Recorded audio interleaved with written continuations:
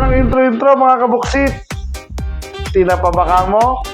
Gawin nating sarsyado yan para maiba naman yung luto ng tinapa.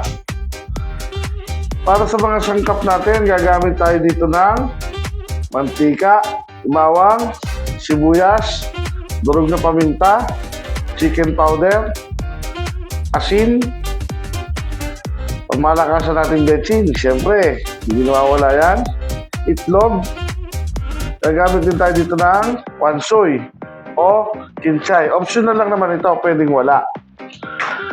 Siyempre, ang ating kamatis at ang bida natin ngayon ay ang tinapa. Ang una natin gagawin dito, mga kabuksit, iprito na muna natin yung ating tinapa. Para na. Nagpainit na ako ng mantika dito sa kawali. Lagyan na natin yung tinapa. Kung piniprito natin ang ating tinapa, magluto naman tayo ng sauce. Pag mainit yung kawali natin, syempre, lagyan natin yung mantika. Lagyan natin yung sibuyas, bawang, kamatis,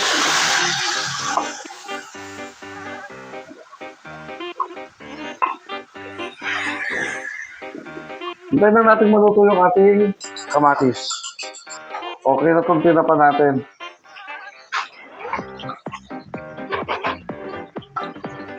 At habang hinihintay na maluto ang kamatis, shoutout po muna tayo kay Ma'am Corazon at Ayen Macaso ng San Jose City, Nueva Ecija. Shoutout po sa inyo. Salamat po sa inyong panonood at pagsubaybay ng aking mga videos. Luto na yung kamatis natin. Maglagay lang tayo ng tubig para hindi masyadong sticky yung kamatis natin. Ayan. Tignan natin yung ating mga pampalasa. Durog na paminta, asin, chicken powder, malakasan nating betchin. Siyempre, kabisado nyo na yan. Tandaan nyo mga kabuksit, ang chamit na lang ginagamit natin dito. Pwede din kayo maglagay ng asukal. Depende sa inyo kung gusto nyo medyo matamis ng konti. Natin ang ating tinitong tinapa.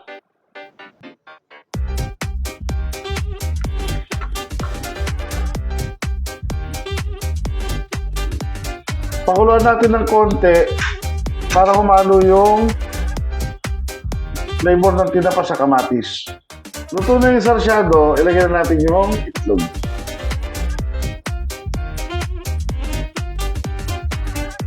At ang panghuli, lagyan natin yung ating wansoy. Kaya tayo naglagay ng wansoy dito mga kabuksit para nakakatulong yan magpadagdag ng lasa. Pwede na ito, i-plating na natin.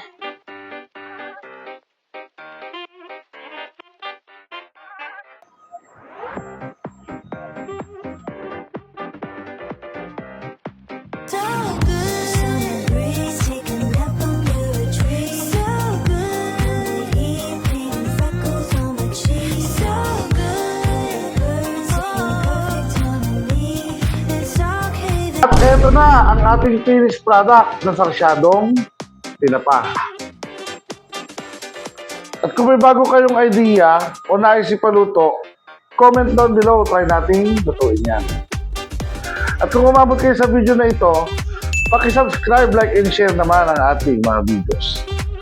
Paki-comment na rin kung taga saan kayo para alam natin kung saan umaabot ang ating mga video. At eto na ang pinaka-paborito nating parte, ang tikiman time. Let's do it, baby!